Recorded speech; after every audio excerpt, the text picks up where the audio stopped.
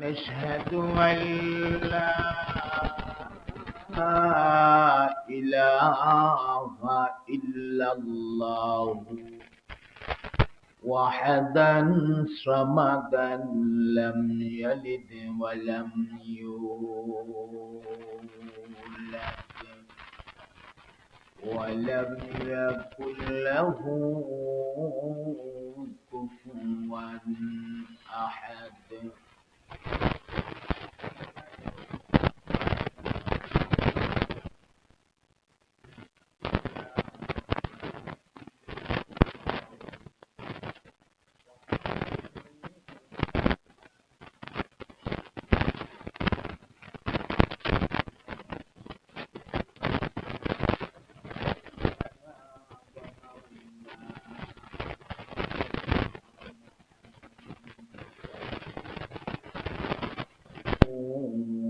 ورسوله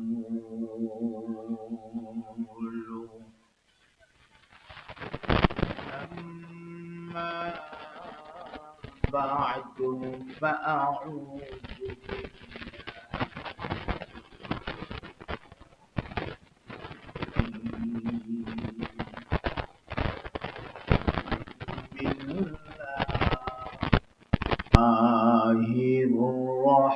الرحمن الرحيم.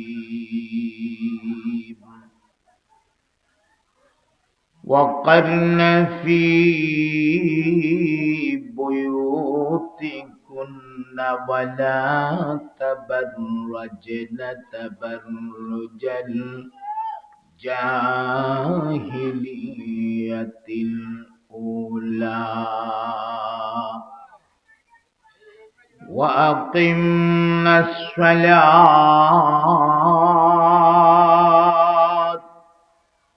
وآتينا الزكاة وأطعنا الله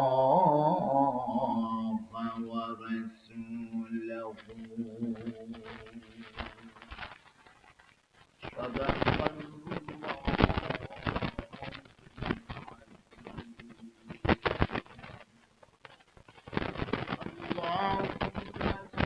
على سيدنا ومولانا محمد وعلى آله وأصحابه وسلم. জবান খুলে মোহাব্বতের আওয়াজে সকলে মিলে পড়ুন বালাগাল উলা বিকামালিহি কাশাফাদ দুজা হাসনাত জামিউ খিসালিহি।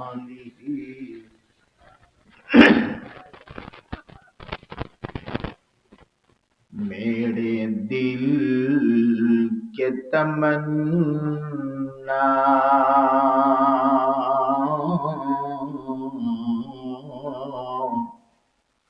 सिर्फ जान मदीना।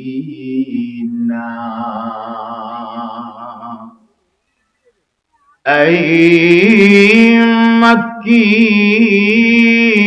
मदनी वाला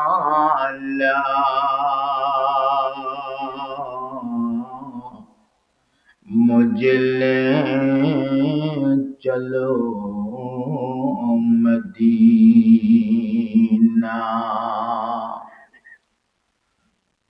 मदीना के जमीन में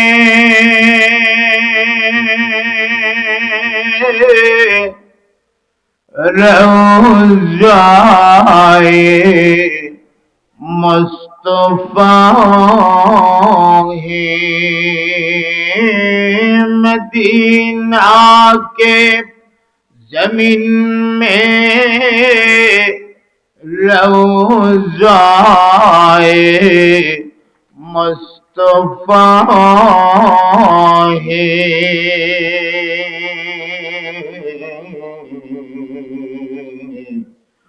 इस रोजा की मिठी रोजा की मिठी आंखों का बनाना मेरे कल्ब का तमन्ना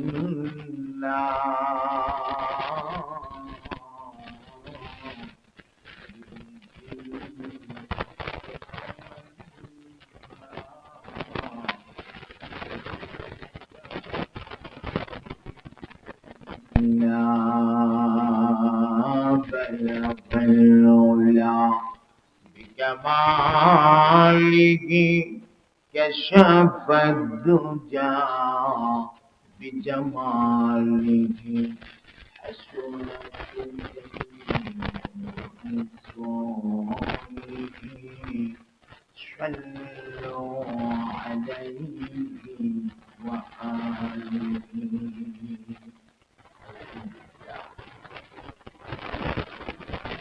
দক্ষিণ টাঙ্গাইল কামিল ভুইয়া বাড়ির প্রবাসী ও ব্যবসায়ীদের উদ্যোগে আয়োজিত আজকের আজিম ও শান ইসলামী মহাসম্মেলনের সম্মানিত সভাপতি জনাব হাজী ফুল মিয়া সাহেব, সম্মানিত সহসভাপতি জনাব হাজী নুরুল হক ভুইয়া সাহেব, মঞ্চে উপস্থিত হযরত উলামায়ে কেরাম, সর্বস্তরের বারাকারানে ইসলাম, পর্দানিশীন মা ও বোনেরা, কালিমাতুশ শুকর আদায় করছি রব্বুল আলামিনের শাহী দরবারে, যিনি অত্যন্ত দয়া করে এই প্রচন্ড ঠান্ডার ভেতরে আল্লাহর কোরআনের মহাব্বতে আমাদেরকে কোরআনের মজলিসে শরীক হওয়ার তৌফিকটুকু ইনায়ত করেছেন। সে মহান মালিকের দরবারে অন্তরের সবটুকুন ভালোবাসা উজাড় করে দিয়ে আমরা কালিমাতুশ শুকর পৌঁছাই। একসাথে জবান খুলে মহাব্বতের আওয়াজে পড়ি আলহামদুলিল্লাহ। প্রিয় হাজিরিন, আমি আপনাদের খেদমতে যে আয়াত খানা তিলাওয়াত করেছি, এই আয়াতে কারিমাই আল্লাহ রাব্বুল আলামিন পৃথিবীর মহিলাদের প্রতি আল্লাহ তাআলা চারটা নির্দেশনা দিয়েছেন। আল্লাহ তাআলা চারটা আদেশ করেছেন। এই চারটা আদেশ যারা মানবে, রব্বুল আলামিন এই মহিলাটার জান্নাতের জিম্মাদার হয়ে যাবে। মাত্র চারটা কাজ। আমি আমার মা বোনদেরকে লক্ষ্য করি আজকের এই মাহফিলে কিছু কথা পেশ করব। আমাদের সকলের বাড়িতে মা বোনেরা আছে, যারা বাড়ি থেকে শুনতেছে আলহামদুলিল্লাহ, যারা শুনতে পাবে না দূর থেকে আপনারা আসছেন, বাড়ি গিয়ে আজকের ওয়াজটা মা বোনদেরকে শোনাবেন। খুবই গুরুত্বপূর্ণ একটি বিষয়। দেখুন, নামাজ পড়া ফরজ, এটা আমরা জানি। হজ করা ফরজ, নেশাব পরিমাণে মাল থাকলে হজ করা লাগবে, তার জন্য ফরজ। নেশাব পরিমাণে মাল থাকলে যাকাত দিতে হবে, যাকাত দেওয়া ফরজ। ঠিক তেমনি ভাবে মহিলারা পর্দা মেনে চলা, এটাও মহিলাদের জন্য ফরজ। এটা কিন্তু ফরজ। এই ফরজ আমলটা যদি দুনিয়ার কোন মহিলা ছাইড়া দেয়, তাহলে সে একটা ফরজ তরক করলো। ফরজ তরক করার যে গুনাহ, সেই গুনাহটা সে করলো। আর বেশিন্দা কোনো গুনাহ যদি সাথে করে, এটা তো এর সাথে অ্যাড হবে। পর্দার আলোচনা যখনই আমরা করি, তখনই কিছু মানুষ চিন্তা করে আলেম ওলামা পর্দার ওয়াজ কইরা আমরা মহিলাদেরকে চার দেওয়ালের ভেতরে বন্দি করতে চাই। এই চিন্তাধারাটা ভুল। পর্দার ওয়াজের অর্থ এই না যে মহিলা চার দেওয়ালের ভেতরে বন্দি থাকবে। পর্দার ওয়াজের অর্থ মহিলা চার দেওয়ালের ভেতরে যখন থাকবে, ভেতরের নমুনায় পর্দা করে থাকবে। বাহিরে যখন কোনো প্রয়োজনে যাবে মহিলা, বাহিরের সুরতে পর্দা মেনটেন করে বাহিরে যাবে। বাহিরে যেতে পারবে না মহিলা, এমন কোনো কথা নাই। কথা হইল তুমি ঘরে থাকো আর বাহিরে থাকো, পর্দা তোমাকে মানতে হবে। তো মহিলাদের নির্দিষ্ট কিছু পোশাক আছে, আবার পুরুষদেরও নির্দিষ্ট কিছু পোশাক আছে। আজকাল লক্ষ্য করলে দেখা যায় অনেক মহিলারা, এরা কেন জানে আমরা ছেলেদের পোশাক এত পছন্দ করলো, এটা আমি আর বুঝা পাইতেছি না। আমরা তো হেরার পোশাক পছন্দ করি না, করি। এরার ত্রিভিজ আমরা পুরুষেরা পিন্দি, একটা পুরুষ এমন দেখাতে পারবেন যে ত্রিভিজ পিনতে, পিন্দি না তো। এরার পোশাক তো আমরা পিন্দি না, চিনতাম না, কারণ এটা আমরা না। এদের পোশাক আমরা ছেলেরা যারা, আমাদের ছেলেরা এদের পোশাক পছন্দ করে না, কিন্তু এরা কেন জানে আমরা ছেলেদের পোশাকটারে এত পছন্দ করে নিল। ছেলেরা পোশাক পরে, যদিও এটাকে ইসলাম সাপোর্ট করে না, যে পোশাকটা আমার ছেলেরা বর্তমান যুগে পড়ে এই পোশাকটা ইসলাম সাপোর্ট করে না, তারপরেও বলছি কথাটা, ছেলেরা জিন্সের প্যান্ট পরে, পরে কিনা? এখন এই জিন্সের প্যান্ট মেয়েরাও পরে, তাহলে ছেলের পোশাকটা মেয়ে নিয়ে গেল। ছেলেরা আপনার টি শার্ট পরে জিন্সের প্যান্টের সাথে, অথবা শার্ট পরে, গেঞ্জি পরে। মেয়েরাও সেম, টি শার্ট পরে, নাহলে গেঞ্জি পরে, আর নাহলে শার্ট পরে। তাহলে তুমি কি মেয়ে হয়ে, আল্লাহ তোমাকে মেয়ে বানায় পাঠাইছেন বলে তুমি কি আল্লাহর প্রতি কোনো অভিযোগ আছে নাকি? যে আল্লাহ আমার তো মনটা চায় ছেলে হয়ে চলতে, আপনি আমাকে মেয়ে বানালেন কেন? অভিযোগ আছে নাকি? কাজে তো বোঝা যায় অভিযোগ আছে। যদি আল্লাহর প্রতি তোমার অভিযোগ না থাকে, তাহলে এই পোশাকটা তুমি কেন পরবা? এটা তো তোমার পোশাক না। শুধু এটা না, কিছু বেহায়া মহিলা সমাজে আছে, মাথার চুল পর্যন্ত কাইটা ফালাইয়া দিয়া ছেলেদের মাথার চুলের মতো চুল রাখে। এগুলো আপনারা দেখছেন কিনা জানি না, আমি দেখছি। আমি তো আশ্চর্য হয়ে গেছি দুস্তর মতো। আমি যখন ঢাকা আন্তর্জাতিক বিমানবন্দর থেকে আপনার সৈয়দপুর যাব, বিমানের টিকিট করেছি। তো আমি বিমানে ওঠার পরে আমি যখন বসছি, আমার সাথে এসে একটা ছেলে বসছে, দাড়ি টাড়ি কিচ্ছু নাই, ছেলেটা এসে বসছে। তো মনে মনে ভাবলাম যে বেচারার সাথে একটু কথাবার্তা বলি, খুব সুন্দর গুজগাছ দেখা যায় ছেলেটা। আমি বললাম, ভাই আপনার বাড়ি কোথায়? বিমান চলবে, পাশের সিটে বসা, তো একটু কথাবার্তা বললাম, একটু পরিচয় হয়ে গেলাম। বাড়ি কোথায়? হুজুর আমি ভাই না তো, আমি বই। আমারে কর, আমি তুমি বই? বইনের কোনো স্বরূপ তো তোমার মধ্যে দেখতেছি না, যা দেখতেছি সব বাইরের স্বরূপ দেখতেছি। ও কেন? আমি তো পোশাকটা পরছি আর কি ছেলেদের, মাথার চুলটা কেটে ফেলাই দিচ্ছি। তাই বলে আমি মেয়ে ছেলে হয়ে গেছি না তো, আমি তো মেয়ে মেয়ে আছি, আমাকে বুঝায়। আমি ও তাহলে আপনি মেয়ে? আমি ভাবছিলাম ছেলে বলি, ভাবলাম কিছু কথাবার্তা বলবো, গল্প করবো, আড্ডা দিব। আমি বুঝতেই পারি নাই যে এটা মেয়ে। কথা বলার পরে তার কণ্ঠ দিয়া যে আওয়াজ বেরিয়েছে, অহন দিকে আওয়াজ দিতে মহিলার আওয়াজ, আবার হ্যাঁ নিজেও শেয়ার করছে হ্যাঁ মেয়ে। তখন আমি বুঝছি যে মেয়ে। তাইলে আমাদের ছেলেদের পোশাকটারে পছন্দ করে নিল মেয়ে। এই মেয়েদের প্রতি আমার প্রশ্ন, তাহলে তুমি কি মেয়ে হয় আল্লাহ তোমার মেয়ে বানাইছে, তোমার কি অভিযোগ আল্লাহর প্রতি যে তুমি আমাকে মেয়ে বানাইলে কেন? অভিযোগ যদি না থাকে, তাহলে এই ছেলেদের পোশাকটা তুমি কেন পরবা? আজীব লাগে পোশাক। এই জন্য আল্লাহ তাআলা শুরুতে কি বলছেন জানেন? যে চারটা কাজ করলে যে মেয়েরা জান্নাতি হবে, এর চার কাজের প্রথম কাজটাই হইল, খুব খেয়াল করেন, হ্যাঁ, ওয়াকারনা ফি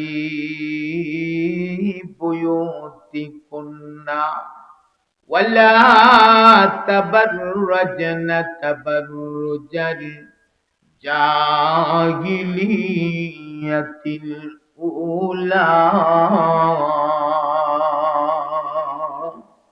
হে জগতের নারীরা, বর্বর যুগের নারীদের মতো, জাহিলিয়তের যুগের নারীদের মতো বেহায়া বেপনা ভাবে তোমরা রাস্তাঘাটে বের হয়ে এসো না। এই জাতীয় পোশাক এটা বেহায়া যুগের নারীরা পরতো, জাহিলিয়তের যুগের নারীরা এই পোশাক পরতো। জাহিলিয়তের যুগ ছিল আজ থেকে 1500 বছর আগে, যেই যুগটারে আমার নবী দূর কইরা দিয়া, এই অন্ধকারকে দূর কইরা দিয়া পৃথিবীতে আলো আনছেন। আমার নবীর যে যুগটা ছিল, নবী মেহনত করে যে যুগটা তৈরি করছিলেন, এই যুগটা সম্পর্কে নবী নিজে বলছেন, খাইরুল কুরুনি কারনি, আমার আগে যত যুগ অতিবাহিত হয়েছে, আমার পরে কিয়ামত পর্যন্ত যত যুগ আসবে, সমস্ত যুগের মধ্যে আমি নবীর যুগটা শ্রেষ্ঠ যুগ। সুবহানাল্লাহ। তাহলে বর্বর আর বেহায়া বেপনা যা ছিল সব আমার নবীর যুগের আগে ছিল। তো আল্লাহ এই কথাটাই বুঝাইছেন, জাহিলিয়তের যুগের নারীদের মতো, বর্বর যুগের নারীদের মতো বেহায়া বেপনা ভাবে তোমরা রাস্তাঘাটে বের হয়ে এসো না। আল্লাহ নিষেধ করেছে তোমরা থাকবে পর্দার ভেতরে, তোমরা পর্দার বাহিরে বেহায়া বেপনা ভাবে আইসো না। তুমি কেন মেয়ে হইয়া ছেলের পোশাক নিলা? কেন নিলা? কারণ কি? তোমার মাথার চুল আমি দিছি লম্বা কইরা, আর তুমি এটারে বাইটা কইরা কাটটা ছেলের বাপ ধরো, এটা তুমি কেন করো? এই প্রশ্নের কোনো জবাব দুনিয়ার কোনো মহিলার কাছে নাই। বেহায়া হয়ে গেছে মহিলা। মার্কেটে গেলে দেখা যায় এরা যে কি পরিমাণ বেহায়া। কিছু মহিলা আছে দেখবেন বিদেশ থেকে জামাইয়ে টাকা পাঠাইতেছে, বেচারা ওইখানে পরিশ্রম করে টাকা পাঠায়, আর তাই এই টাকা লইয়া শহর যায়।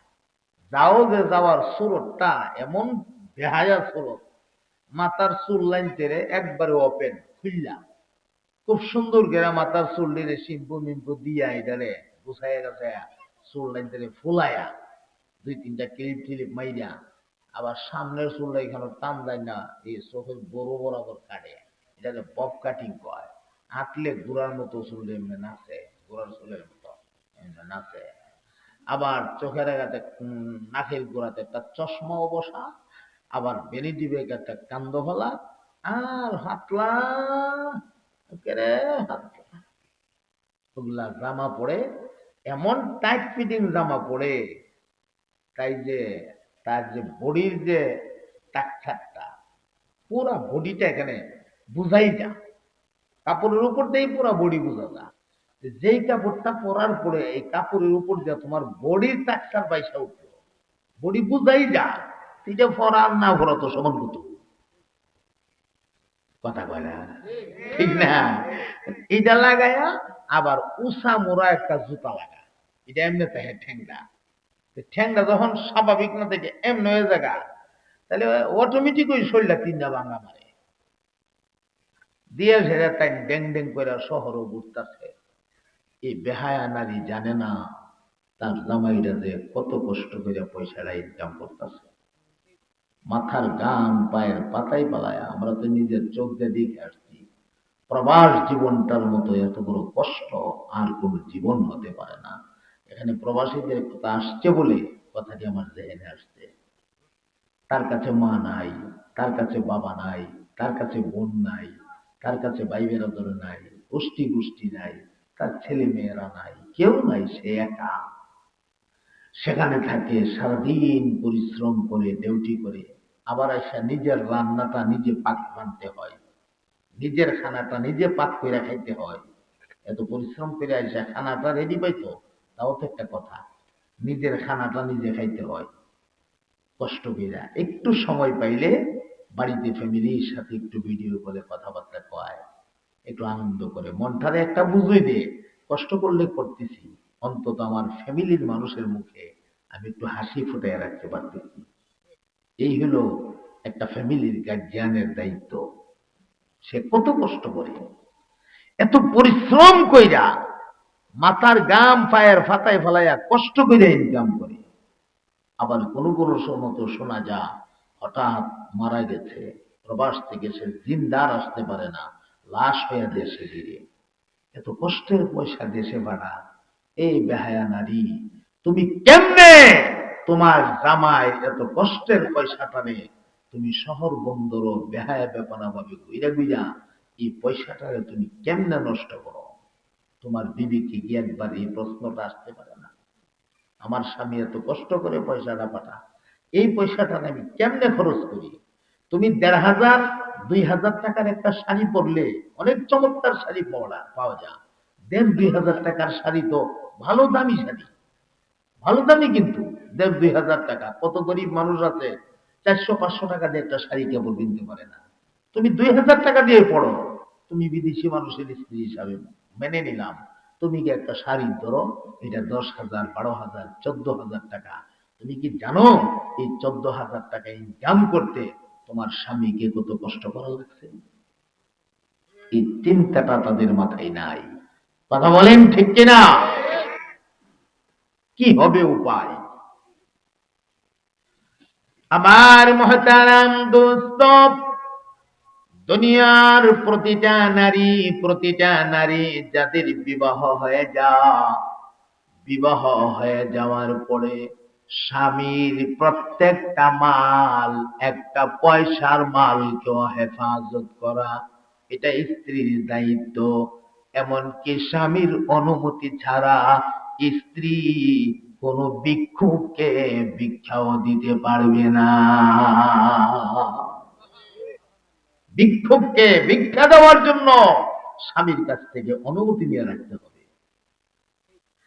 যেখানে তুমি ভিক্ষুকের ভিক্ষা দেওয়া লাগলে স্বামীর অনুমতিবিহীন ভিক্ষাটা পর্যন্ত দেওয়া যায় না, সেখানে তুমি কেমনে স্বামীর এত পরিশ্রমের পয়সাগুলা স্বামীকে লামতাম বুঝায়া বিভিন্ন রকমের কাল্পনিক কথাবার্তা বইলা স্বামীর ইমোশনাল বানায়া স্বামীর হাজার হাজার লক্ষ লক্ষ টাকা তুমি নষ্ট কইরা পালাও?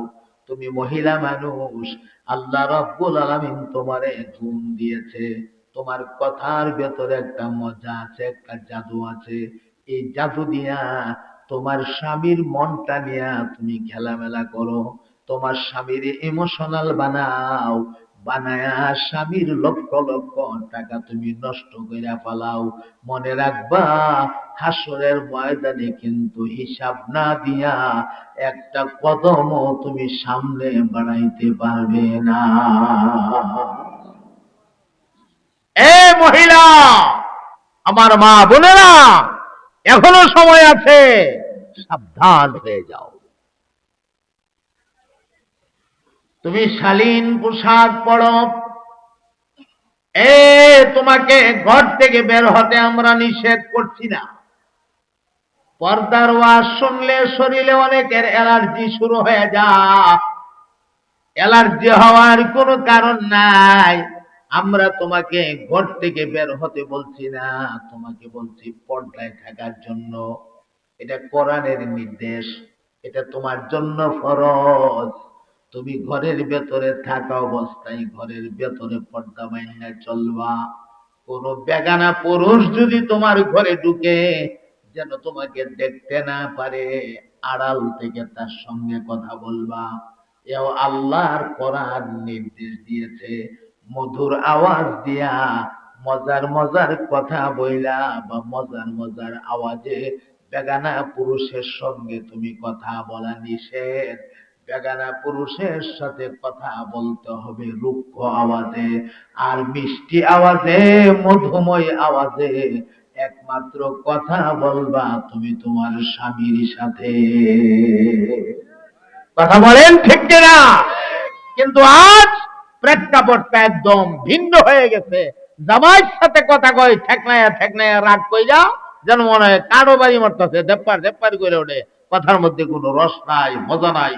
আর আলাদা বেগানে কোনো পুরুষের সাথে কথা বললে তখন দেখবেন কথার ভিতরে মজার অভাব নাই, মনে হয় মুখের মধ্যে মধু মাইকা তৈরি রাখছে। হইল এটা কথা? যে বেচারা তোমাকে এত কষ্ট করে তোমার তোমার জীবনটাকে পরিচালনা করতেছে, তুমি যা চাইতেছ তাই তোমাকে দিচ্ছে তোমাকে খুশি রাখার জন্য। তুমি এই লোকটার সাথে কথা বলার সময় বেসুন্দর করে বলো, আর একটা বেগানা পুরুষের সাথে তুমি সুন্দর করে কথা বলো। তুমি মানুষ, তুমি মহিলা, তুমি তো মহিলা নামের কলঙ্ক, তুমি তো মা জাতি নামের কলঙ্ক। মা জাতিরা তো এমন বেহায়া হওয়ার কথা না।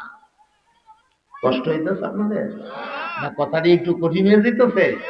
একটু কঠিন হয়ে গেলেও এই কথাগুলো নসিহত, এগুলোর ভেতরে ইব্রত আছে। কথাগুলি আমাদেরকে মানতে হবে, মানতে পারলে উপকার আছে।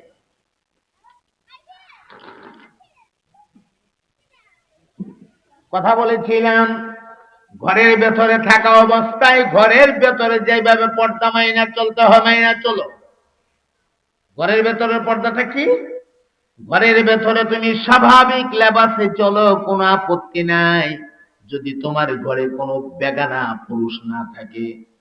আর যদি বেগানা পুরুষ থাকে তখন তুমি সাবধান হয়ে চলবা, যেন বেগানা পুরুষ তোমাকে দেখতে না পারে, বেগানা পুরুষ যেন তোমার কণ্ঠটা শুনতে না পারে। মনে রাখতে হবে বেগানা পুরুষের জন্য মহিলাদের কণ্ঠটাও পর্দা। কণ্ঠকে হেফাজতে রাখতে হবে, কারণ মানুষ কণ্ঠেরও পাগল হয়ে যায়। মহিলাদের কণ্ঠ শূন্যও অনেক পুরুষের দিল পাল্টায়া যা, আকর্ষণ তৈরি হয়ে যা, ঠিক কিনা? শুধু তাই না, ঘরে যদি ছেলে মেয়েরা বড় হয়ে যা, শরীয়তের বিধান হলো ছেলে বিবাহের উপযুক্ত বালেগ বড় হয়ে গেছে, তখন এই ছেলের থেকেও মেয়েরা অর্থাৎ মায়েরা, বোনেরা, আপন ভাইয়ের কাছ থেকে বোনেরা, আপন বোনের কাছ থেকে ভাইয়েরা, এমনকি মা তার ছেলের থেকেও নিজেকে পরহেজ করে রাখার চেষ্টা করতে হবে। যেমনে মনে সেমনে ওপেন চলাফেরা করা যাবে না। বলে তোমার ছেলে ওই, আমার মেয়ে ওই, অসুবিধা কি? ছেলে দিকে মেয়ে দিকে তুমি বেহায়া ভাবে চলবা। তুমি যদি বেহায়া ভাবে চলো, তোমার ছেলে মেয়েরা দিকটা এরাও বেহায়া হয়ে যাবে। এদের সামনেও তুমি তোমার ভাব গাম্ভীর্যতা ধরে রাখবা, কারণ তুমি এদের লিডার। এই ঘরটাকে তুমি পরিচালনা করতেছো। তুমি যেমনে চলবা, যেমনে চালাইবা, তোমার ছেলেটা এমনি চলবে, তাই শিখবে। তুমি যেমনে চলবা, তোমার চলা দিকটা তোমার মেয়েটা এটাই শিখবে। কথা বলেন ঠিক কিনা?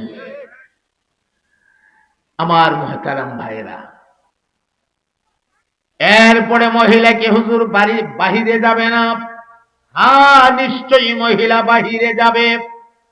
মহিলা প্রয়োজনে ব্যাংকে যাবে, অ্যাকাউন্ট নিজের নামে অ্যাকাউন্ট, টাকা তো তোলা রাখবে।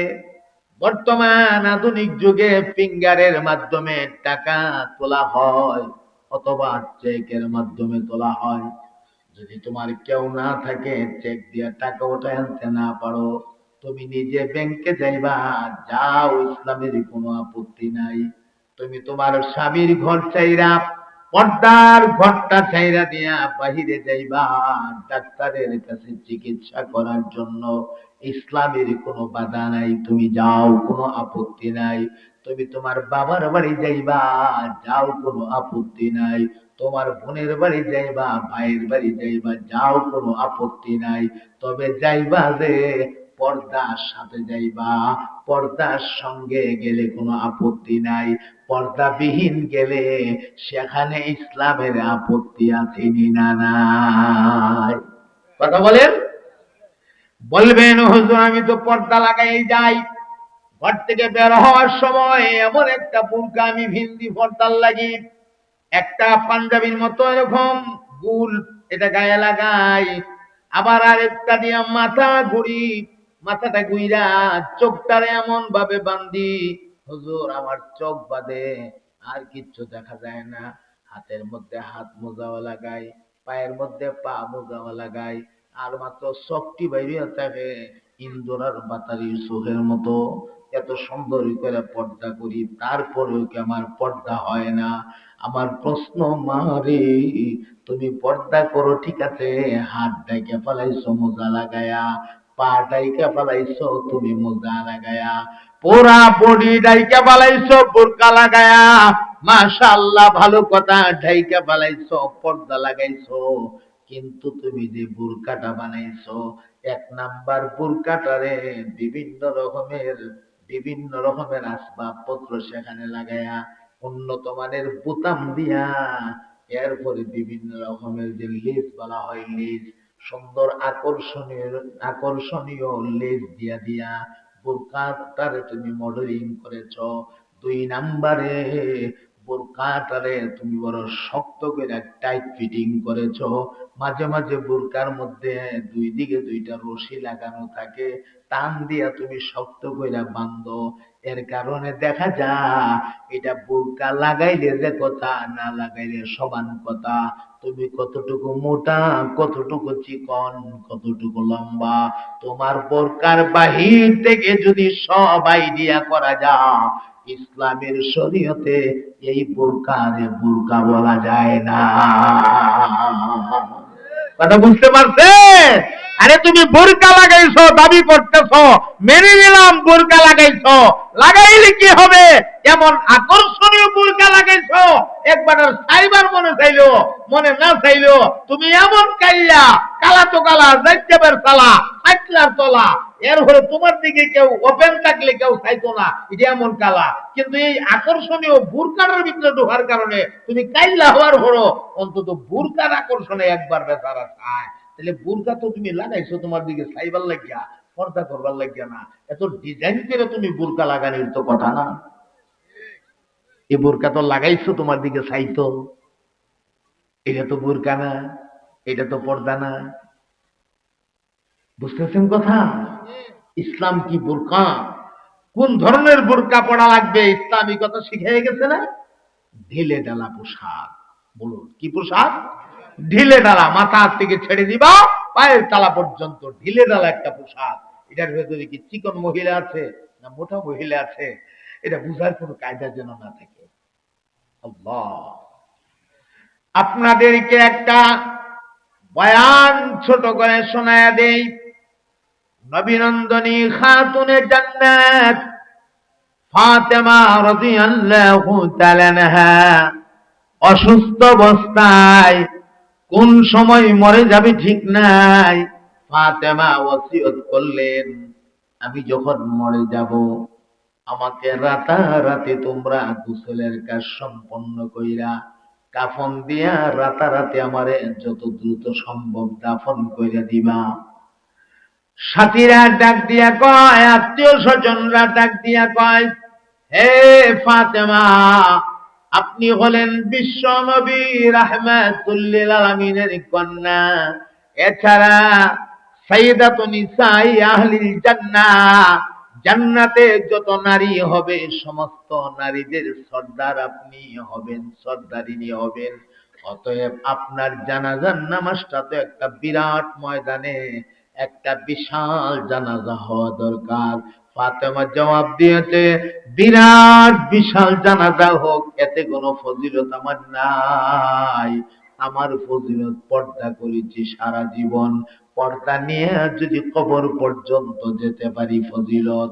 আমার বডিটারে তোমরা কাফন করবা, দিনের বেলা যদি তোমরা আমার জানাজাটা দিয়ে দাও, আর যদি মানুষদের নজরে পড়ে, মানুষেরা তো দেখা ফেলাবে আমি ফাতেমা কতটুকু লম্বা ছিলাম, আমার কাফন দেখে আইডিয়া করে ফেলাবে আমি কতটুকু মোটা ছিলাম। ফাতেমার কথা হইল আমি কতটুকু লম্বা, কতটুকু মোটা, এইটুকু যেন মানুষ আইডিয়া করতে না পারে।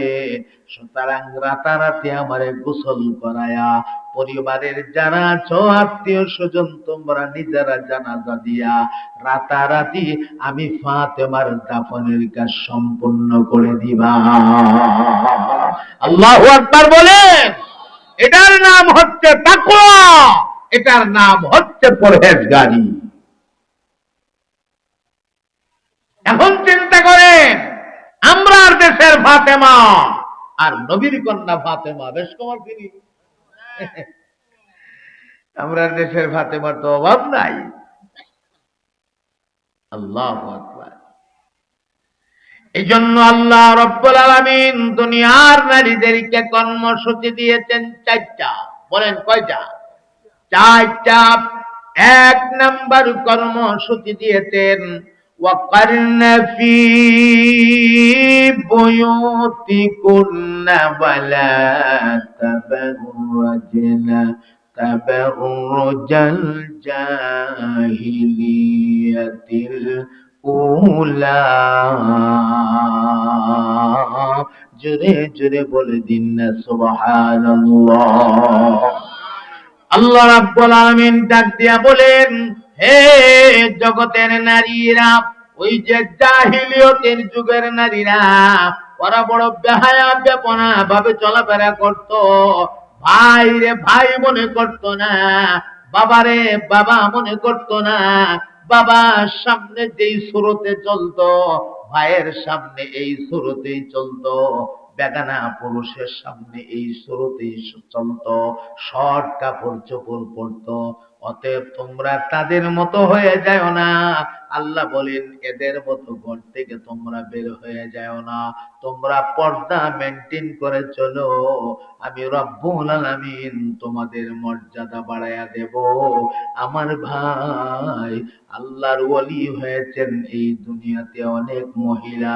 রাবিয়া বসরি আল্লাহর কাছে এত প্রিয় হয়ে গেছেন, রাবিয়ার জিন্দেগি তালাশ করে দেখুন রাবিয়া পর্দাকে কত গুরুত্ব দিয়েছে। পর্দা একটা ফরজ আমল, এই আমল গুরুত্ব না দিয়ে কোন নারী আল্লাহর কাছে পছন্দের হতে পারবে না। এই রকম অনেক নারী আছে পৃথিবীতে, ইতিহাস রয়ে গেছে। আমার ভাই, নবীর বিবিদের ইতিহাস আছে, ওরা কিভাবে পর্দা করেছে। সাহাবায়ে কেরাম আজমাইনদের বিবিরা, মেয়েরা, এদের পর্দার ইতিহাস আছে। এগুলো থেকে তুমি সবক তালাশ করো। তুমি বেহায়া বেপনা ভাবে রাস্তাঘাটে বের হয়ে এসো না। দেখবা আমি আল্লাহ তোমার মর্যাদা বাড়ায়া দেব। কেমনে মর্যাদা বাড়ায়া দেব? আমার বন্ধু গো, একটা কথা কান লাগায়া শুনবেন, মনে রাখবেন, নবুয়তির দরজা বন্ধ হয়ে গেছে। আল্লাহ রাব্বুল আলামিন আর কোন নবী জগতে পাঠাবেন না, লেকিন ওয়ালির দরজা বন্ধ হয়ে যায় নাই, বেলায়েতের দরজা খোলা আছে। আমার মাওলা ডাক দিয়া কয়, হে দুনিয়ার নারীরা রে, পর্দা মাইনা চলো, আমার বিধান মাইনা চলো। আমি আল্লাহ বেলায়েতের দরজা বন্ধ করে দেই নাই। আব্দুল কাদের জিলানীর মতো এত বড় ওলি, এমন ওলি এখনো আমি আল্লাহ ইচ্ছা করলে দুনিয়ায় পাঠাইতে পারি। বাইজিদ বুস্তামির মতো ওলি এখনো আমি আল্লাহ পাঠাইতে পারি। নবীর মতো ওলি পাঠাইতে পারি। এমনি ভাবে আব্দুল আজিজ মুহাদ্দিস দেহলভির মতো ওলি পাঠাইতে পারি। আব্দুল কাদের মুহাদ্দিস দেহলভির মতো ওলি পাঠাইতে পারি। আব্দুল গানি মুহাদ্দিস দেহলভির মতো ওলি পাঠাইতে পারি। ওলিউল্লাহ মুহাদ্দিস দেহলভির মতো ওলি পাঠাইতে পারি। খাজা কুতবুদ্দিন বখতিয়ার খাকির মতো ওলি পাঠাইতে পারি। আমি আল্লাহ এখনো ইচ্ছা করলে শাহজালাল মুজাররাদিয়া মুনি শাহপরানের মতো ওলি এখনো দুনিয়ায় পাঠাইতে পারি। আমি আল্লাহ এখনো ইচ্ছা করলে সৈয়দ নাসিরউদ্দিন সিপাহসালার মতো ওলি পাঠাইতে পারি। আমি রব্বুল আলামিন ইচ্ছা করলে এখনো মরহুম পীর সাহেব চরমনার মতো ওলি পাঠাইতে পারি। এখনো ইচ্ছা করলে মুফতি ফজলুল হক আমিনীর মতো ওলি পাঠাইতে পারি। আমি এখনো ইচ্ছা করলে শাইখে কাতিয়া, শাইখে বাগা, শাইখে দিগলবাগির মতো অলি পাঠাইতে পারি, শাইখে হবিগঞ্জি তফাজ্জুল হক রাহিমাহুল্লাহর মতো অলি পাঠাইতে পারি। এখনো আমি ইচ্ছা করলে ব্রাহ্মণবাড়িয়ার বড় হুজুর রহমাতুল্লাহ আলাইহির মতো অলি পাঠাইতে পারি, মুফতি নুরুল্লাহ রহমাতুল্লাহ আলাইহির মতো অলি পাঠাইতে পারি। আপনাদের এলাকার সন্তান ব্রাহ্মণবাড়িয়া জামিয়া ইউনুসিয়ার নাজিম সাহেব ছিলেন, নাজিমে তালিমাত রহমতুল্লাহ রাহিমাহুল্লাহ। আল্লাহ বলেন রহমতুল্লাহর মতো ওলি এখন আমি পাঠাইতে পারি। আমি ইচ্ছা করলে হে মা, তোমার পেট থেকে মুফতি মুফাসসির মুহাদ্দিস শাইখুল হাদিস আমি পাঠাইতে পারি রে মা। কারণ তোমার পেটটা হলো মানুষ বানানোর একটা ফ্যাক্টরি। ফ্যাক্টরিটা যদি ভালো থাকে, ফ্যাক্টরির ভেতরের আসবাবপত্র সরঞ্জামাদি যদি ভালো থাকে, এই ফ্যাক্টরি থেকে ভালো মালের আশা করা যায়। আর ফ্যাক্টরির সরঞ্জামাদি যদি ভালো না থাকে, এই ফ্যাক্টরি থেকে কোনোদিন ভালো মালের আশা করা যায় না। ইট বানানির ফর্মা যদি বাঁকা থাকে, ইট কোনোদিন সোজা হওয়ার আশা করা যায় না। ফর্মাটা যদি সোজা থাকে, ইট সোজা হওয়ার আশা করা যায়। আমার মাওলা ডাক দিয়া কহে, দুনিয়ার নারীরা তোমরা সোজা হয়ে যাও, তোমরা হইলা মানুষ বানানোর ফ্যাক্টরি। আমি আল্লাহ তোমাদের পেট থেকে লক্ষ লক্ষ নবী দুনিয়াতে পাঠাইছি, আমার রাসূলদেরকে পাঠাইছি, আমার নবী রাহমাতুল লিল আলামিনকে তোমাদের পেট থেকে, অর্থাৎ মা জাতির পেট থেকে আমি আল্লাহ দুনিয়াতে পাঠাইছি। সাহাবায়ে কেরাম আজমাইনকে মা জাতির পেট থেকে পাঠাইছি, তাবিঈনকে মা জাতির পেট থেকে পাঠাইছি, তাবিঈনকে মা জাতির পেট থেকে পাঠাইছি, আইয়ামে মুজতাহিদিনদেরকে মা জাতির পেট থেকে পাঠাইছি, সলফে সালিহিন বুজুর্গানে দিন, ওলি আব্দুল গাউস, কত পীর মাশায়েখ, এই সকল মানুষদেরকে আমি আল্লাহ মার পেট থেকে পাঠাইছি। এখনো আমি আল্লাহ বড় বড় অলি দুনিয়াতে পাঠাইতে পারি। অতএব দুনিয়ার নারী রে, তুমি যদি তাদের মতো ভালো একটা গুণী সন্তান জন্ম দিতে চাও, আমি আল্লাহ তোমার 4টা কর্মসূচি দিলাম। এর প্রথম নাম্বার কর্মসূচি, তুমি বেহায়া বেপনা ভাবে রাস্তাঘাটে বের হয়ে এসো না, পর্দার বিধান মাইনা মাইনা চলো। আমি আল্লাহ তোমার পেট থেকে আমার বড় বড় অলিদের মতো আমার অলি আমি দুনিয়াতে পাঠাইয়া দেব। আল্লাহু আকবার বলেন। আর যদি তুমি আমার কথা শোনো না, উল্টা পাল্টা চলো, তোমার পেট থেকে 70 পাঠাইয়া দেব। আসেনি 70? কথা কয় না, আসতেই কয়, আসেনি? যদি তুমি ঠিক পাবে না চলো, তোমার পেট থেকে আমি ঘুষখোর পাঠাইয়া দিব, তোমার পেট থেকে আমি চোর পাঠাইয়া দিব, ডাকাত পাঠাইয়া দিব, গাঞ্জাখোর পাঠাইয়া দিব, মদখোর পাঠাইয়া দিব, তোমার পেট থেকে আমি ইয়াবাখোর পাঠাইয়া দিব। ইয়াবা খাওয়ার জন্য টাকা নাই, পয়সা নাই, মদ খাইবার টাকা নাই, পয়সা নাই, তোমার গলায় ছুরি দিয়ে টাকা নিব। আমি এমন কুসন্তান তোমার পেট থেকে পাঠাই দিব। তুমি সোজা হয়ে যাও, আমি নেক সন্তান তোমার পেট থেকে পাঠাই দিব। তাহলে মহিলারা মানুষ বানানির ফ্যাক্টরি। কথা বলেন ঠিক কিনা? বিষয়টা একটু কঠিন হয়ে গেছে, এই বিষয়টার মধ্যে একটু কঠিন কথা আছে, একটু আঘাত লাগবে কথাগুলা, হ্যাঁ লাগলেও এগুলো তো প্রয়োজনীয় কথা। ভাইরে, যেখানে গা মলম তো সেখানেই দিতে হবে, কথা কয় না? যেখানে গা মলম তো সেখানেই দেওয়া লাগবে। অনেক বাবারা আছে দেখবেন মেয়েদের কিনা গর্ব করে, মেয়েরে খুব সুন্দর করে সাজাই উজাইলে এরপরে আঙ্গুল দিয়া রাস্তা রাধিকার মরু গিয়া টন্ন টন্ন করে ঘুরে, আর মানুষকে দেখা, মানুষও দেখে উপযুক্ত মেয়েটা এটা সাজায় লইয়া বাপে আঙ্গুল ধরে ঘুরে, মানে মনের মধ্যে খুব শান্তি, আমার মেয়েটা কম না, হাজারের মধ্যে একজন। মানুষ জিগে লেবিলে কেডা, আইরা আর কেডা হইব বুঝছ না, হ্যাঁ তোর বাতিজি, না তোর বাতিজি। মাশাল্লাহ মাশাল্লাহ, এই যে মাশাল্লাহটা কইছে, মাশাল্লাহ করে কি তাই সব পাইলিছে মনে করে, কথা কয় না। আর টাইম যে চাইছে আপনার মেয়েটার দিকে খুব সুনজরে নেক নজরে চাইছে, যেমন একটা নজর দিলাম আল্লাহ এই মেয়েটার আপনার দিনদারিনী বান্দি বানিয়ে নিয়েন, ভিতরে ভিতরে দোয়া করে লিখছে। আপনি কি মনে করেন এই ভিতরে ভিতরে এই দোয়াটা করছে?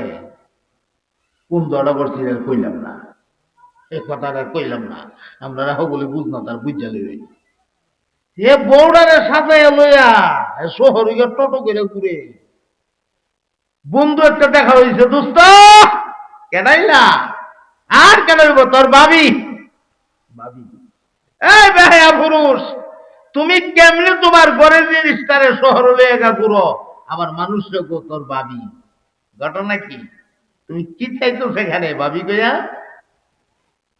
স্বর্ণ গয়না দামি জিনিস মানুষ থামায়া রাখে, তোমার বউটা দামি জিনিস, যেন অন্য পুরুষের কোন নজর না পড়ে, তুমি এটারে থামায়া রাখবা, এটা না কইরা তুমি নিজে এটারে সাজায়া লইয়া আঙ্গুর লইয়া বুড়ো, তোমার মতো মাথা নষ্ট বেকুফ আল্লাহ দুনিয়াতে একটা কোন নজরও তো পড়তে পারে, পড়তে পারে না।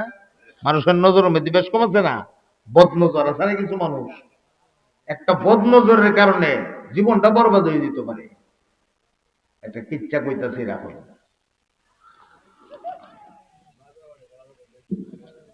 বাজার ফেলে দে, বাজার ঘুরে আনবার লেগে এ গরমে ঠেঙ্কা ওরা না বেশি রে ভাড়া দে বাজার ঘুরে আনবার লেগে, কে পরিমাণ সাপ হইতে দেবেন না।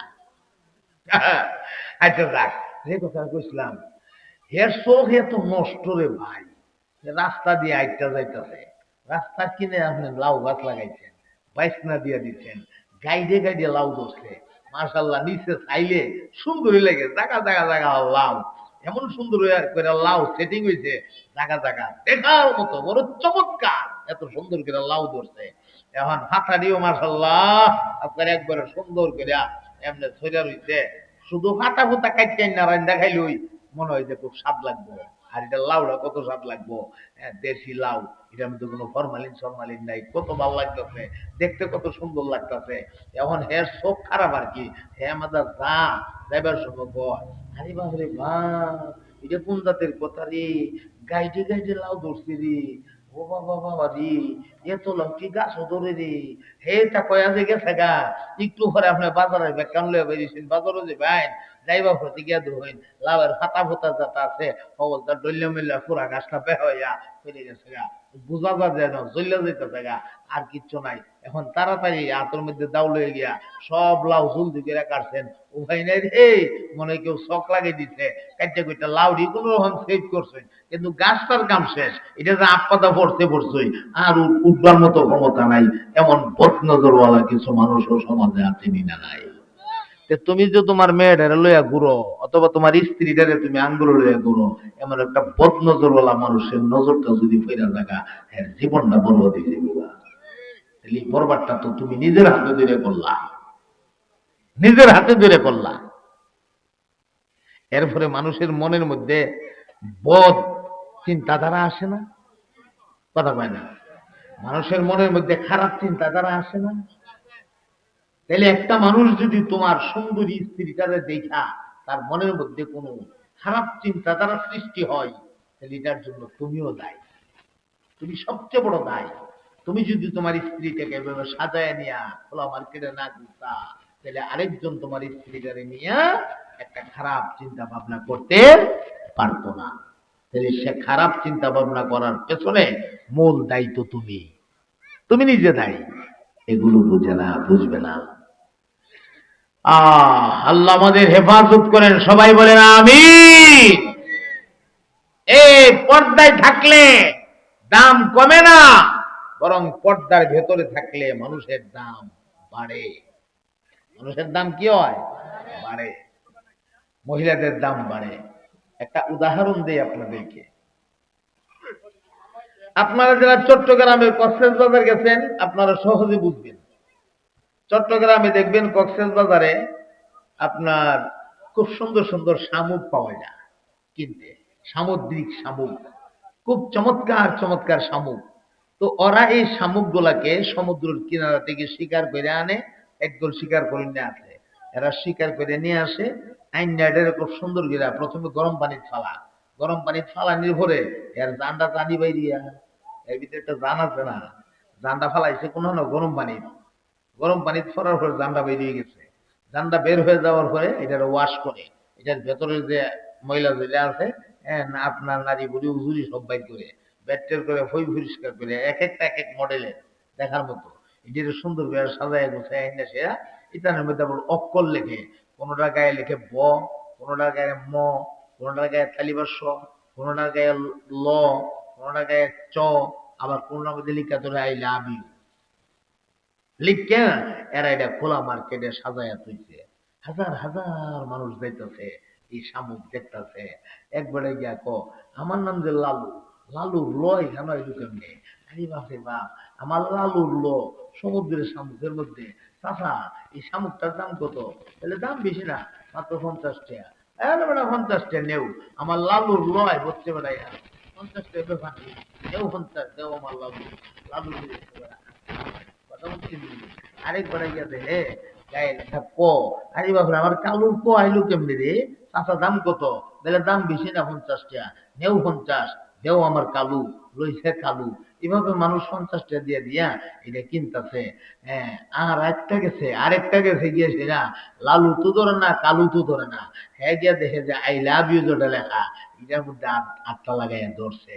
তো এরাও তো বুঝে যারা ব্যবসা করে যে ইহানো যে ধরবো হ্যাঁ আসল পাগল কামলা, এই কামলারে সাইজ করুন সব কিছু 50 কইরা না, আর এটার মধ্যেই ব্যবসাটা করুন। ইহানো গিয়ে যে আটটা দিব এটা তো এটার পাগল। তো হয়ে গেছে গিয়া দেখে আই লাভ ইউ লেখা। আমি যে সৈদুল নেসারে ভালোবাসি, আমার এই ভালোবাসা শামুকের গায়ে কেমনে আইলো? এটা নিতে হবে আমার, যে কোনো ভাই নিতে হবে। চাচা এটার দাম কত? ওনার দাম বেশি না, দাম 500। বলতাম 50 টাকা, এটার দাম কত? বলতাম যে যাতে এটা এর ভেতরে দিলাম, শুধু লেখতে গিয়ে আমি তাই লাভ ইউ লিখতে, এটার দাম কত হয়ে গেছে গা? ওইটার দাম 500। এ মনে মনে কাহা দাম চাইতে টকছো 500, তুমি 5,000 কইলো আমার আই লাভ ইউ আজকে আমি নিলাম, নেও তোমার 500, দেও আমার আই লাভ ইউ। লই লাইছে আইন নাই তান রে কেউ দানের গোলার ভিতরে থামায় তো না, ঘরের সুকেশের সামনে তুই সুকেশের সামনে কক্সবাজার থেকে আনছি আমার লালুর ল, কেটা কেটা দেখবা দেখো, আমার কালুর ক, কেটা কেটা দেখবা দেখো, সুকেশের সামনে সাজায় তো আমার আই লাভ ইউ আমার ভালোবাসা সুকেশের সামনে সাজাই দিছি, কেটা কেটা দেখবা দেখো। আনছে খোলা মার্কেট থেকে, থইছে আইন না আরেক খোলা মার্কেটও, কথা কয় না ঠিক কিনা? না এটা দানের গোলাপ তো খোলা মার্কেট থেকে আইন না খোলা মার্কেটে ধুয়ে দিছে। এখন খেয়াল করিনি একটু কথাটা আমার মহতারাম দোস্ত, যেই শামুকটারে আপনি 50 টাকা দিয়ে কিনা নিয়ে আসলেন, এই শামুকটারই আরেকটা জাতি ভাই, তারই জাতি ভাই শামুক, ওরা দরিয়ার তলদেশে পানির নিচে থাকে। এদের কথা হইল আমরার বাড়ি তো দরিয়ার তলদেশে পানির নিচে, আমরা কেন যাব সাগরের কিনারায়? সাগরের কিনারায় যাওয়ার তো দরকার আমাদের নাই। যদি কিনারায় যাই, একদল শিকারী আছে, ওরা সাগরের কিনারায় ঘুরবে, শিকারী পাইলে ওই শিকারী আমারে ধরবে, ধইরা সাইরা আমারে নির্যাতন করবে। নির্যাতন কেমনে? গরম পানির মধ্যে নিয়ে ফালায়া আমারে গরম পানি দিয়া শাস্তি দিয়া প্রাণটা বাহির করবে। এভাবে নির্যাতন নিপীড়ন কইরা এরপরে খোলা মার্কেটে তুললা আমারে কম দামে বিক্রি করবে। কেন আমি কম দামে বিক্রি হতে যাব? আমার তো দাম অনেক বেশি, আমি সাগরের তলদেশে থাকবো।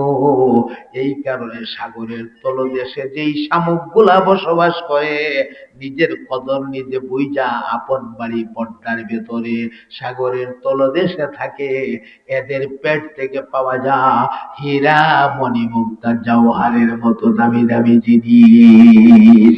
কথা বলেন ঠিক কিনা? হীরা মণিমুক্তা এরপরে জওহারের মতো দামি দামি জিনিস এদের পেট থেকে বের হয়।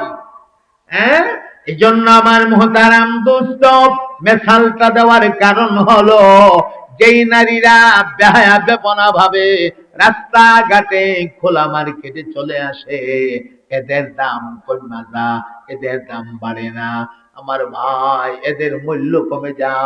মানুষেরা দেখতে দেখতে দেখতে দেখতে এটা অমুকের মেয়ে, অমুকের বোন, সবাই জানে। বিয়ে শাদির সময় এটার দাম বেশি বাড়ে না।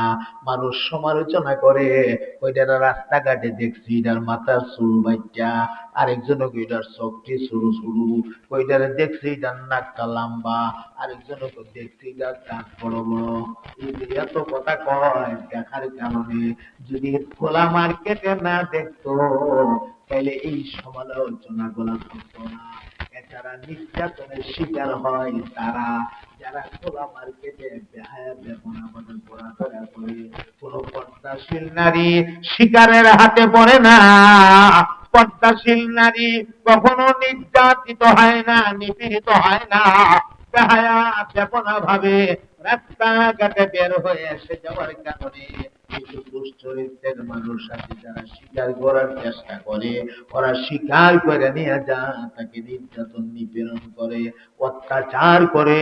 তাহলে এই নির্যাতন নিপীড়ন করার জন্য, অত্যাচার করার জন্য, তার উপরে এই নির্যাতন করার জন্য যে সুযোগটা করে দিলেন, নিজের সুযোগটা নিজে করে দিলেন।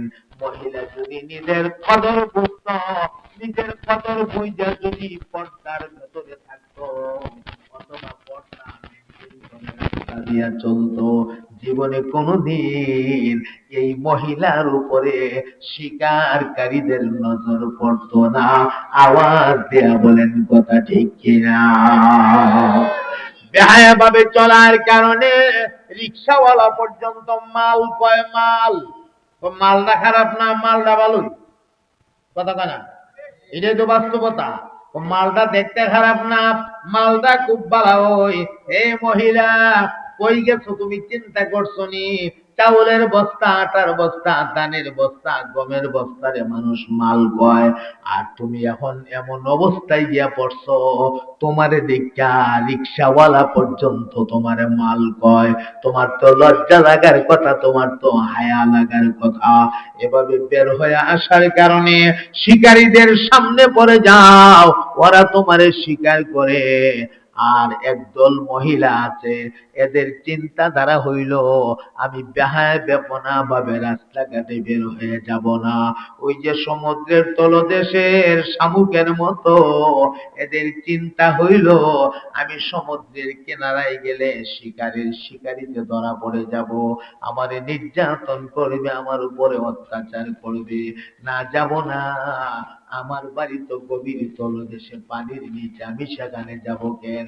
একদল মহিলা আছে, তাদের কথা হইল আমার বাড়ি পর্দার ভেতরে, আমি কোন পর্দার বাহিরে যাব? আমি গড়ে থাকবো, গড়ে থাকা অবস্থায় পর্দা করে চলবো, ঘরের পর্দা যেইভাবে সেইভাবে পর্দা মাইনা চলবো। বাহিরে গেলে, বাহিরে যাওয়ার সময় শরীর পর্দা যেইভাবে আছে, শরীর পর্দা মাইনা চলবো। এই পর্দা মাইনা মাইনা যারা চলবে, সমুদ্রের তলদেশের শামুক যেমন নিজের আপন ঠিকানা বুইজা থাকার কারণে ওর পেট থেকে হীরা মণিমুক্তা জওহারের মতো দামি দামি জিনিস পাওয়া যায়। আমার মা বোনেরা যারা নিজের খবর নিতে বুইজা পর্দা মাইনা মাইনা চলবে, ওই মা বোনদের পেট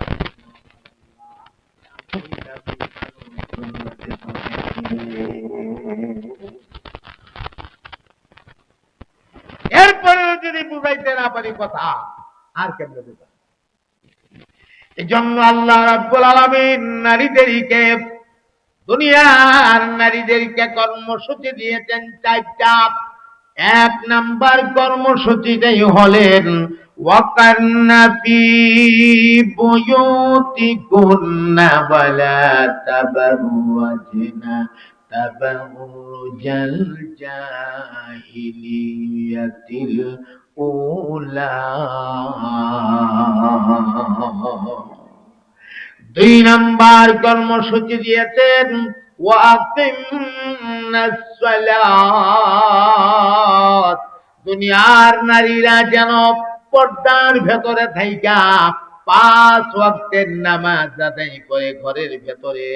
এই কারণে আমি মাঝে মাঝে বলি, একটা ঘর আপনি বানাবেন, ঘরটার ভেতরে মহিলাদের জন্য একটা ইবাদত খানা বানাবেন। আপনি হিসাব করে দেখেন আপনার গ্রামের ভেতরে কয়টা ঘর আছে যেই ঘরের মধ্যে একটা ইবাদত খানা আছে, যেখানে নিরিবিলি নিরিবিলি মহিলারা ইবাদত করতে পারবে। এমন জায়গা কয়টা ঘরের মধ্যে আছে? আর এই মহিলাদের তো ছোট ছোট বাচ্চা আছে, মহিলা নামাজে দাঁড়াইলে বাচ্চা তো ডিস্টার্ব করবে। বাচ্চা ডিস্টার্ব করাটা তো এটা বাচ্চার কাজ। হই মহিলা সেজদায় যাবে, বাচ্চা গিয়া গাড়ির উপর ওইটা বসবে, মহিলা নামাজে দাঁড়াইয়া থাকবে, বাচ্চা কাপড়ের মধ্যে ধীরে ধীরে টানবে।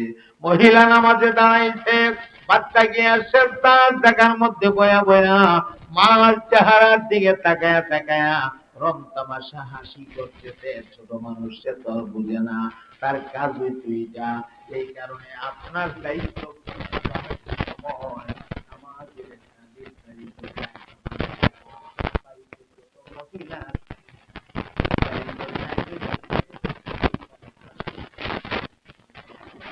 কোরআন তেলাওয়াত করতেইছে, এই রুমটার ভেতরে গিয়া দরজা লক কইরা দিয়া কোরআন তেলাওয়াত করবে। আমার আল্লাহর কাছে একটু ফরিয়াদ করার জান্নাত আছে, মন চাইছে। সব মহিলা যারা আছে তারা ইবাদত করবে। এমন নামাজের জায়গা কয়টা ঘরে আছে কোথায় বেরোবেন? 4 তালা 5 তালা বাড়ি আছে, প্রতিটা রুম বড় আলিশান রুম। প্রত্যেকটা রুমের ভেতরে আসবাব পত্রের কোনো অভাব নাই। খাট পালং থেকে নিয়ে সোফা সহ বিভিন্ন রকমের দামি দামি আসবাবপত্র আছে। এরপরে আপনার ঘরটার ভেতরে বাথরুমটা বানাইছে লক্ষ লক্ষ টাকা খরচ কইরা। দুঃখজনক হলেও সত্য, এত মাল আসবাবের জায়গা তোমার বিল্ডিং এ হলো, এই বিল্ডিংটার ভেতরে আমার আল্লাহর একটা কোরআন শরীফের জায়গা হলো না। এত বড় 5 তলা বিল্ডিংটা চিরুনি অভিযান দিয়েও একখান কোরআন শরীফ পাইবেন না। এমন অনেক বাড়ি আছে যেই বাড়িতে একখান কোরআন শরীফ পাওয়া যায় না, ভালো একটা নামাজের মুসাল্লা পাওয়া যায় না। হাজার হাজার টাকা আপনি নষ্ট করে দিচ্ছেন কত কাজে, নামাজ পড়ার জন্য 2 4 5টা নামাজের মুসাল্লা। একটু সুন্দর দামি মুসাল্লা বাড়িতে রাখলে অসুবিধা কি? নিজেরা নামাজ পড়বেন, মেহমান আসলে মেহমানদেরকে দিবেন নামাজটা পড়ার জন্য। মেহমান সেজদা লাগায় শান্তি পাবে, দোয়া করবে। দুঃখজনক আপনার এত আলিশান বাড়ি সব আছে, আল্লাহর একটা কোরআন শরীফ নাই। সব আছে, একটা নামাজের মুসাল্লা নাই। এত আলিশান বাড়িতে এত কামরা বানাইতে পারলাম, থাকার রুম বানাইলা বেডরুম, এরপরে বানাইলা ডাইনিং রুম, এরপরে কিচেন রুম, এরপরে বাথরুম, কত রুম কত নামে বানাইলা। আড্ডাখানাও বানাইলা, আড্ডাখানা, এখানে লোকজন নিয়ে বায়া বন্ধু নিয়ে আড্ডা দিবা, গল্প করবা। আফসোস রে ভাই, তুমি কোটি কোটি টাকা খরচ কইরা এত বড় একটা বাড়ি বানাইলা, এতগুলা রুম রাখতে পারলা। এই বাড়িওয়ালা, এই বিল্ডিং এ যারা বসবাস করবে, মহিলারা যারা থাকবে, মহিলাদের নামাজের জন্য আলাদা কইরা ছোট্ট একটা রুম তুমি বানাইতে পারলা না। আসেনি না নাই? কথা ঠিক কিনা বেঠিক? কয়েকটা বিল্ডিং এ গিয়া একটা নামাজের জায়গা পাবেন, নামাজের সময় হয়েছে, বেডরুমে নামাজের মুসাল্লা বিছাইয়া দিচ্ছে, তাহলে ডাইনিং রুমে নামাজের মুসাল্লা। কত নামাজটা কেন বললেও এটার জন্য কি আলাদা রুম লাগে? প্রশ্ন না, এটার লাগে আলাদা রুম লাগবে করে? তুমি গিলবার লাগিয়া আলাদা রুম লাগে, কেন গিলবা মজা করে গিলবার লাগিয়া আলাদা রুম লাগে, আর আল্লাহর ইবাদত করবার লাগিয়া আলাদা রুম লাগে না। হ্যাঁ, এটা তোমার কথা। আল্লাহর ইবাদতের মধ্যে নিরিবিলির দরকার আছে, ইবাদতের মধ্যে মনোযোগ আপনার মনোনিবেশ করার জন্য, মনটাকে আল্লাহর দিকে রুজু করার জন্য নিরিবিলির প্রয়োজন আছে। নিরিবিলি ভাবে যেন আল্লাহকে একটু ডাকতে পারে পরিবারের মহিলারা। তুমি মহিলাদের জন্য একটু নামাজের জায়গা করে দিলা না, তুমি কোন ধরনের পুরুষ হইলা? তুমি কোটি টাকা খরচ করলা, সব টাকা তোমার ভেতা গেল, সব টাকা তোমার নষ্ট হইল, বিফলে গেল, বিন্দু পরিমাণ কাজে লাগলো না তোমার এই বিল্ডিং। যে বিল্ডিং একটা নামাজের জায়গা নাই। কি বিল্ডিং বানাইলা তুমি? একটা নামাজের জায়গা বানাইলে না? কয়টা বাড়ি পাবেন এরকম? পাবেন না তো। আপনি খবর দেখেন না কয়টা বিল্ডিং এর ভিতরে নামাজের জায়গা আছে? কে বলবে এই কথা? কে বলবে? কে মানবে এই কথা? আমার ভাইয়ের আছে অনেক কথা। 1 নাম্বার মহিলা পর্দা মানবে, 2 নাম্বার 5 ওয়াক্তের নামাজ ঘরের ভেতরে পর্দার সহিত আদায় করবে, 3 নাম্বার মহিলা ওয়াতিনাজ যাকাত, মহিলা যদি আলাদা নেশাব পরিমাণে কোনো মাল থাকে, ওই মালের যাকাত মহিলা আলাদাভাবে আদায় করবে। স্বামী তার মালের যাকাত প্রদান করবে। স্ত্রীর নামে যদি আলাদা মাল থাকে, স্ত্রী আলাদাভাবে তার মালের যাকাত প্রদান করা লাগবে। 4 নাম্বার হলো ওয়াতিনাল্লাহ ওয়া রাসূলুহু, মহিলা আল্লাহ এবং আল্লাহর রাসূলের অনুগত্যতায় জীবন কাটাবে। এটার ভেতরে স্বামীর ইতাআতের কথাও আছে, স্বামীর অনুসরণের কথা আছে। স্বামীর কেমনে মাইনা চলতে হবে, স্বামীর প্রতি কি পরিমাণে ইহতিরাম আর কদর আর সম্মান দেখানো লাগবে, এই কথাও আছে। আবার স্বামীরা তার স্ত্রীকে কোন কোন হক স্ত্রী পাওনা, স্ত্রীকে স্বামীরা কোন কোন হক দেওয়া লাগবে, এই কথাও এর ভেতরে আছে। আমরা সমাজে এমন অনেক স্ত্রী আছে স্বামীর হক যথাযথ দেয় না, আবার অনেক স্বামী আছে স্ত্রীর হক যথাযথভাবে আদায় করে না। দুটোটা সঠিকভাবে আদায় করা লাগবে, তাহলেই আল্লাহ এবং আল্লাহর রাসূলের অনুসরণ হবে। এই 4টা কাজ দুনিয়ার কোন নারীরা যদি কইরা মরতে পারে, নারী মরতে দেরি হবে, একটা দৌড় মাইরা আল্লাহর জান্নাতে গেট দিয়ে ঢুকতে দেরি হবে না। আমার মুহতারাম দোস্ত, দক্ষিণ জাঙ্গালের ভাইরা, আপনাদেরকে ঘরানা পরিবেশে কিছু কথা আজকে শোনায়া দিয়ে গেলাম। এই কথাগুলি যে মা বোনেরা শুনছে তো ভালো কথা, যারা শুনে নাই আপনি দায়িত্ব নিয়ে আজকের ওয়াজটা মা বোনদেরকে শোনাবেন। বলেন ইনশাআল্লাহ। বলেন তো ওয়াজটা জরুরি কি জরুরি না? খুবই জরুরি। এই ওয়াজটা কে করবে আপনাকে? কয়জনে করবে? সবাই তো খালি সুরের শিকার মাহফিলে সুরের শিকার। এখন ওয়াইজ হয়ে গেল, আর যখন ওয়াজ শুরু করেছিলাম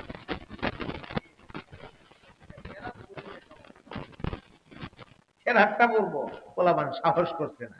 এখন তো বক্তার অভাব নেই, মোতালা করে না, পড়ালেখাও করে না, আরেকজনের ওয়াজ শূন্য মুখস্থ কইরা আপনার ওই যে তোতা পাখির বুলির মতো মাইকে ছেড়ে দিতেছে। আর এগুলারই আপনারা হাজার হাজার টাকা কন্ট্রাক্ট করে নিয়ে আসতেছেন। হেরার রুচি যেমন নষ্ট হয়েছে, এর চেয়ে বেশি নষ্ট রুচি আমাদের হয়েছে। আপনাদের রুচি এর চেয়ে বেশি নষ্ট হয়েছে। একটা বক্তা আনতে বলে 50,000, 60,000, 70,000 টাকা লেগে, বাপরে বাপ, এটা কিতা করবো? সুরের জঙ্কার ডালবে, হ্যাঁ গলা ডাফরাইবে এখানে। মানুষ বুঝলো কি বুঝলো না, হেরাইছে গেছে না। হ্যাঁ আপাদা করে করতেন ছিলে মিলে 70,000 লইয়া গাড়ি দুইটা দিছে, জঙ্কা বাম্পার লাগাইছে। এই যে তামসাত হইলেন না, তামসাত না হইয়া মন দিয়ে বয়ে বইয়া, আমরা বিবাদিয়া হকানি আলেমের অভাব নাই। আলেমদের মার্কাজ ব্রাহ্মণবাড়িয়া, বাহির থেকে কর্জা করে মৌলবীন দিয়ে ওয়াজ লাগতো না। কথা কর না কেন? ওয়াজ ফয়দা করছে ব্রাহ্মণবাড়িয়ার মানুষেরা। ব্রাহ্মণবাড়িয়ার বড় হুজুর রহমতুল্লাহ আলাইহি তফসির ফয়দা করছে শহীদপুর গরুর বাজার তফসির মানে, যেখান থেকে তফসির ফয়দা হইছে এখানে তফসির করবার লাগে আবার বাড়তি কারণ দাওয়াত জানার লাগে। বান্দারের ভিতরে তফসির করেন না নাই, দৌড় দিয়ে যাবেন কে বড় মাদ্রাসায় জামিয়া ইউনিসিয়া, বলবেন হুজুর আমরা তাফসীর পড়াবো, একজন হুজুর দেন যিনি 2 দিন আমরা তাফসীর শোনাইবো, চমৎকার একটা বয়ান আপনাকে শোনাইয়া দেওয়া যাবে, জীবনের অনেক কাজে লাগবে। আর কিন্না টাকা দিয়া, লক্ষ লক্ষ টাকা দিয়া মৌলবী কিন্না ইন্না ওয়াজ করাইবেন, এই ওয়াজে না মৌলবীর কোনো কাজ হইব না আপনার কোনো কাজ হইব। এই ছোট্ট পরিসরে ছোট্ট একটা মাহফিল করছেন। আমার তো মনে হয় যতক্ষণ কথাগুলো বলছি, যে কথাগুলো বলছি, প্রতিটা কথা আমাদের জন্য খুবই জরুরি। মানতে পারলে শান্তির অভাব নাই কথাগুলির ভেতরে, ঠিক না? আমিও তো পারি না যেমন না, কানে ধইরা আপ্পাইয়া চিল্লায় ভইরা কথা, মাইক মুখ সব গরম করে লাগান, এটা গরম তো জীবনে অনেক করছি, তা আমরাও পারি না যেমন না, সব পারি। কিন্তু এগুলা কইরা দেখছি এই চিল্লা পাল্লার মধ্যে কোন লাভ নাই। লাভ হইল যে 2টা কথা বলবো, যদি আল্লাহর বান্দা বুঝতে পারে আর বাড়ি পর্যন্ত নিতে পারে, তাইলে এই কথাগুলি লাভবান, এই ওয়াজটা সার্থক। আমিও সার্থক, আপনারাও সার্থক, যারা আয়োজন করছে তারাও সার্থক, ঠিক কিনা? আল্লাহ